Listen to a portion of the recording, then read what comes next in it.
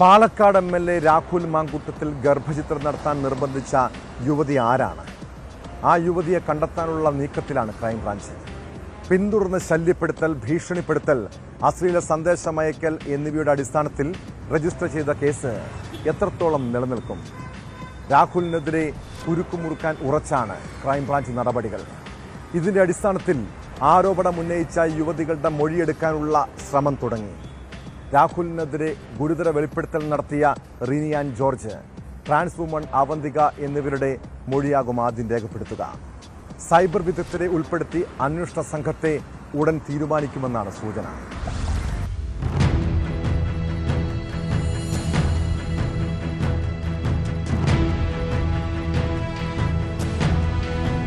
രാഹുൽ മാങ്കൂട്ടത്തിൽ MLAക്കെതിരെ പരാതി ഉന്നയിച്ച യുവതികളുടെ മൊഴിയെടുക്കാനാണ് ക്രൈംബ്രാഞ്ച് തീരുമാനം.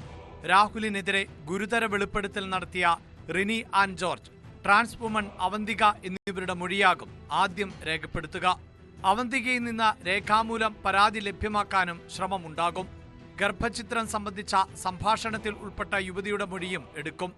ഇവർക്ക് പരാതി നൽകാൻ താൽപ്പര്യമുണ്ടോ എന്നതുൾപ്പെടെ ചോദിച്ചറിയും. സമൂഹ മാധ്യമങ്ങളിലൂടെ പുറത്തുവന്ന ഡിജിറ്റൽ തെളിവുകളുടെ ആധികാരികതയും പരിശോധിക്കും. വിശദമായ അന്വേഷണത്തിനൊടുവിൽ മാത്രമേ രാഹുലിനെ ചോദ്യം ചെയ്യുന്നത് സംബന്ധിച്ചുള്ള തീരുമാനത്തിലേക്ക് എത്തുകയുള്ളൂ. പിന്തുടർന്ന് ശല്യപ്പെടുത്തൽ, ഭീഷണിപ്പെടുത്തൽ, അശ്ലീല സന്ദേശമയക്കൽ എന്നിവയ്ക്കാണ് നിലവിൽ DGPയുടെ നിർദ്ദേശപ്രകാരം കേസെടുത്തിരിക്കുന്നത്. മുഖ്യമന്ത്രിയുടെ ഓഫീസിലും ചില പരാതികൾ ലഭിച്ചിട്ടുള്ളതായാണ് സൂചന. ഇവയും അന്വേഷണ പരിധിയിൽ വരും.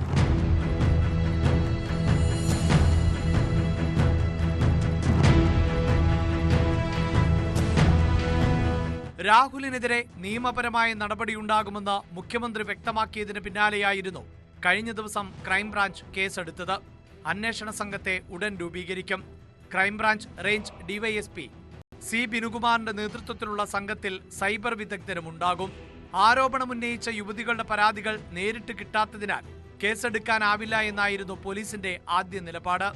ഗർഭചിത്രത്തിന് നിർബന്ധിച്ചതുൾപ്പെടെയുള്ള ശബ്ദരേഖ പുറത്തുവന്നതാണ് കേസിന് ക്രൈംബ്രാഞ്ച് ആധാരമാക്കുന്നത്. ബാലാവകാശ കമ്മീഷനിലും വനിതാ കമ്മീഷനിലും രാഹുലിനെതിരെ പരാതികൾ ലഭിച്ചിരുന്നു. തുടർന്ന് വനിതാ കമ്മീഷൻ സ്വമേധയാ കേസെടുക്കുകയും ചെയ്തു. വരും ദിവസങ്ങളിൽ രാഹുൽ മാങ്കൂട്ടത്തിനെതിരെ കൂടുതൽ പേർ പരാതിയുമായി രംഗത്തെത്തുമെന്നാണ് പോലീസിന്റെ നിഗമനം.